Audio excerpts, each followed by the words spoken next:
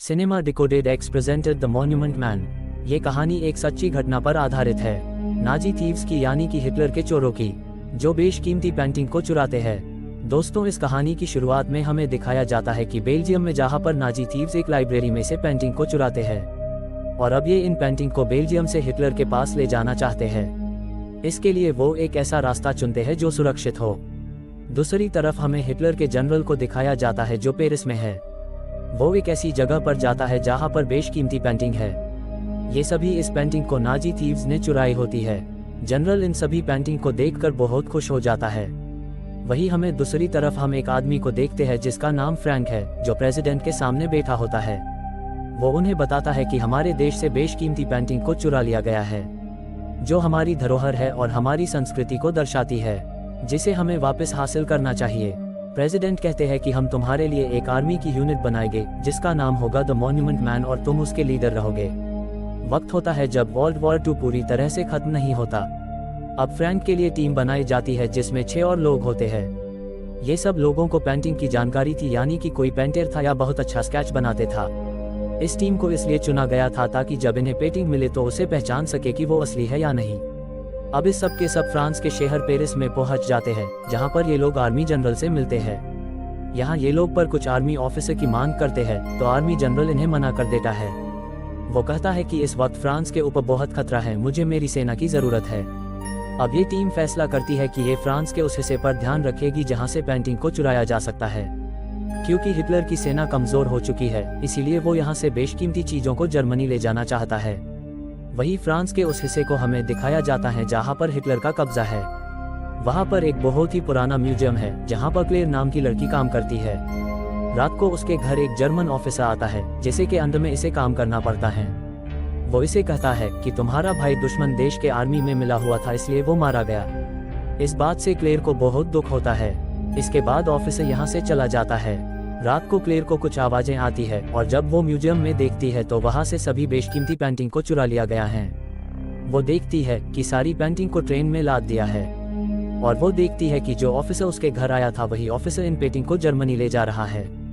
जब officer clear को देखता है तो वो क्लेयर पर गोलियां चलाता है, पर क्लेयर उसकी रेंज से दूर होती है। दरअसल फ्रांस के इस हिस्से में जर्मनी हार रही होती है और कभी भी दुश्मनों की आर्मी यहाँ पर आ सकती है, इसीलिए नाजी ऑफिसर सभी बेशकीमती पेंटिंग लेकर ट्रेन से निकल चुके होते हैं। अगले दिन दुश्मन देश की आर्मी पहुंच जाती है, साथ ही द मॉन्यूमेंट मैन की टीम भी, जो यहाँ पहुंचने के बाद फैसला करते हैं कि अलग अलग टीम में बढ़ जाएंगे और यूरोप के उस हिस्से में जाएंगे जहाँ पर जर्मनी का कब्जा है, जहाँ से जर्मनी बेशकीमती चीजें चुरा सकती है। साथ ही इन्हीं में से 2 लोगों को जर्मनी भेजा जाता है, क्योंकि ये जानते थे बहुत सारी चीजों को जर्मनी पहुंचाया गया है और अगर ये चाहते हैं कि वो सारी चीजें वापस हासिल करनी है तो उन्हें जर्मनी जाना होगा। और जर्मनी में अलायंस की आर्मी है तो वो भी जा सकते हैं, लेकिन इन्हीं में से एक ऑफिसर यहाँ रहता है। वो इन सभी को कहता है कि मैं ये पर किसी को जानता हूँ जो म्यूजियम में काम करता है, वो इन पेंटिंग के बारे में इंफॉर्मेशन दे सकता है। इसीलिए ऑफिसर के अलावा बाकी सब जर्मनी के लिए निकल जाते हैं। वही ऑफिसर अपने दोस्त से मिलता है जो उस क्लेयर के बारे में बताता है, वो सारी इन्फॉर्मेशन दे सकती है। ऑफिसर क्लेयर से मिलने के लिए निकल जाता है जो जेल में होती है। दरअसल नाजी थीव्स पेंटिंग चुरा के ले गए थे और ऑफिसर को लगता है कि क्लेयर भी उनमें शामिल होगी, क्योंकि वो भी उसी म्यूजियम में काम करती थी। पर वो ऑफिसर उसे पहले से जानता था, क्योंकि वो भी एक आर्मी सोल्जर थी। बाद में ऑफिसर के कहने पर उसे छोड़ दिया जाता है। वही मॉन्यूमेंट मैन की टीम में से एक ऑफिसर कर्नल के पास जाता है और वो कहता है कि मैं ब्रूस जान चाहता हूँ, क्योंकि वहाँ पर बहुत ही बेशकीमती शिल्प की मूर्ति है जिसका नाम है मडोना एंड चाइल्ड। मैं उसे किसी भी कीमत पर बचना चाहता हूँ, क्योंकि जर्मन उन्हें अपने साथ ले जाएंगे। ये वो जगह है जहाँ पर जर्मन का कब्जा था, पर अब जर्मन की यहाँ पर भी हार हो चुकी है और वो सब अपने अपने घर लौट रहे हैं। कर्नल कहते हैं कि मैं तुम्हें इजाजत नहीं दे सकता, क्योंकि अगर तुम वह पर सोल्जर के साथ गए तो उन्हें लगेगा कि हम उन पर हमला करने आए हैं और दोनों तरफ गोलीबारी होगी, जिससे आम लोगों की जान को खतरे में आ जाएगी। कर्नल कहते हैं कि कल सुबह तक वैसे भी जर्मन यहाँ से चले जाएंगे, उसके बाद तुम वहाँ पर चले जाना। मगर ये ऑफिसर मडोना एंड चाइल्ड की मूर्ति को किसी भी कीमत पर बचना चाहता है, इसीलिए वो रात को अकेला ही उस जगह पर चला जाता है जहाँ पर वो चर्च है जिसमें मूर्ति है। चर्च में फादर उसे कहते हैं कि यहाँ पर नाजी थीव्स आने वाले हैं और वो इस मूर्ति को अपने साथ ले जाने वाले हैं, हमें इसे यहाँ से कहीं और शिफ्ट करना होगा। पर इससे पहले ये कर पाते यहाँ पर नाजी थीव्स आ जाते हैं और शिल्प की मूर्ति को अपने साथ ले जाते हैं। साथ ही यहाँ पर मॉन्यूमेंट मैन के एक साथी को भी मार देते हैं जो मडोना एंड चाइल्ड की मूर्ति को बचाने आया था। वहीं पर हिटलर आइलैंड्स के ऑफिसर को एक मैसेज भेजता है कि अगर तुमने मुझे मारने की कोशिश की तो मेरे पास तुम्हारा जितना भी आर्टवर्क है वो सब जला दूंगा और तबाह कर दूंगा। और ये एक खुली धमकी होती है। ये आर्टवर्क इतना कीमती होता है कि ये सब किसी भी कीमत पर अपने हाथ से जाने नहीं देना चाहते।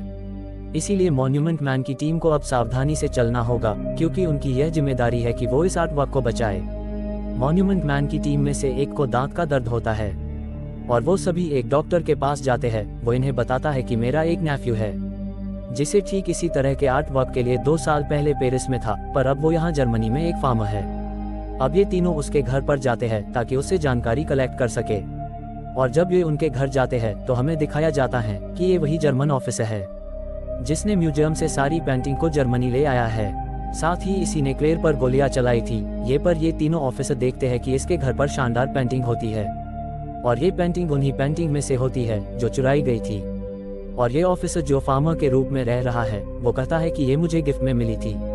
और ये सब हिटलर के बारे में बात कर रहे होते हैं। तभी एक ऑफिसर कहता है कि हिटलर की जय हो। जैसे ही ये बातें उनके बच्चे सुनते हैं तो वो सावधान होकर वो भी कहते हैं कि हिटलर की जय हो। और जैसे ही ऑफिसर ये देखते हैं वो समझ जाते हैं कि ये नाजी ऑफिसर है और इसे गिरफ्तार कर लेते हैं। वही जर्मनी में इनके 2 और साथी पेंटिंग को ढूंढने की कोशिश कर रहे होते हैं। उनमें से एक को गोली लग जाती है। जर्मनी में उनकी कोई मदद नहीं करता, इसीलिए उसकी मृत्यु हो जाती है। ये लोग अपने 2 साथी को खो चुके हैं और अब ये किसी को खोना नहीं चाहते और इसीलिए ये सभी उन पेंटिंग को ढूंढना चाहते हैं। यहाँ पर एक नक्शा भी होता है जो ऑफिसर के घर से मिला था, जिसने पेरिस से पेंटिंग लाया था और जर्मनी में एक फार्मर बन के रह रहा था। इनके साथ एक लड़का होता है, वो जर्मनी और इंग्लिश दोनों भाषा जानता है और वो इन्हें बताता है कि जिन जगह को मार्क किया गया है वो शहर के नाम नहीं बल्कि सॉल्ट माइन है। दूसरी पोटेशियम माइन की और एक माइन कॉपर की है। वो उन्हें बताता है कि वो सारी पेंटिंग कॉपर माइन में ही है। जब वो सभी वहां पर पहुंचते हैं तो वो पूरी तरह से खाली होती है। उसके बाद ये लोग वहां पर एक दीवार को ब्लास्ट करते हैं और जब वो दीवार के दूसरी तरफ जाते हैं तो वो देखते हैं कि वहां हजारों चोरी की गई पेंटिंग रखी होती है जिन्हें यूरोप से चुराया गया था। और यहाँ पर सोल्जर आकर इन सभी पेंटिंग को अपने कब्जे में ले लेते हैं और ये खबर पूरी दुनिया में फैल जाती है किस तरह मॉन्यूमेंट मैन ने उन बेशकीमती पेंटिंग को ढूंढ लिया है जिन्हें हिटलर के थीव्स ने चुराया था। उसके बाद वो सभी सॉल्ट माइन में जाते हैं, जिसका दरवाजा खोलते हैं तो वो लोग हैरान हो जाते हैं जहाँ पर कई 100 टन सोना होता है, यानी कि इन्होंने हिटलर के खजाने को ढूंढ लिया। पर ये उन बाकी बची पेंटिंग को ढूंढना चाहते हैं और दूसरी माइन में जाते हैं जहाँ पर सिर्फ राख होती है क्योंकि हिटलर पर आरोप होता है कि पेंटिंग को चुराने का, इसीलिए वो अपने पीछे कोई सबूत रखना नहीं चाहते था।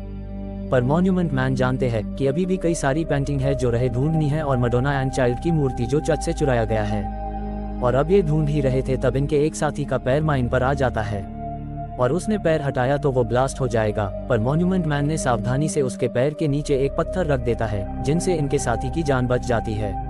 मॉन्यूमेंट मैन एक एक करके सभी चर्च में जाते हैं जहाँ पे बहुत सारा आर्टवर्क और खजाना मिलता है, पर अभी भी इनको बेशकीमती मूर्ति यानी कि मडोना एंड चाइल्ड की मूर्ति नहीं मिलती। पर जब ये आखिरी बची हुई माइन में जाते हैं तो इन्हें मडोना एंड चाइल्ड की मूर्ति मिल जाती है, जिसे पाकर ये सब बहुत खुश होते हैं और सारा सामान लेकर निकल जाते हैं। पर जैसे ही ये निकलते हैं तो रशियन आर्मी यहाँ पर आ जाती है। पर जब वो अमेरिकन का झंडा देखती है तो वो समझ जाते हैं कि अमेरिका उनसे पहले ये काम कर चुकी है। ये इतिहास का इतना बड़ा काम था जिसे पूरी दुनिया कभी नहीं भूल पाएगा। और लास्ट में हमें दिखाया जाता है कि इन पेंटिंग को इनके सही मालिक के पास पहुंचा दिया गया है। इस रिकवरी के बाद हमें 1977 में फ्रैंक को दिखाया जाता है कि इन्होंने 5000 चर्च की बेलिश को रिकवर किया था, 300 ट्रॉली कार को, 3 मिलियन बुक्स को, हजारों धार्मिक किताबों को इन्होंने रिकवर किया था, जो 50 लाख धार्मिक चीजों को रिकवर किया था। तो ये थी true story the monument man की। ये फिल्म साल 2014 में रिलीज हुई थी। IMDb पर रैंक है 6.1 की और इस फिल्म का बजट है $70 मिलियन और बॉक्स ऑफिस पर कमाई की थी $156.4 मिलियन की। आशा करते हैं कि ये सच्ची कहानी आपको पसंद आई होगी।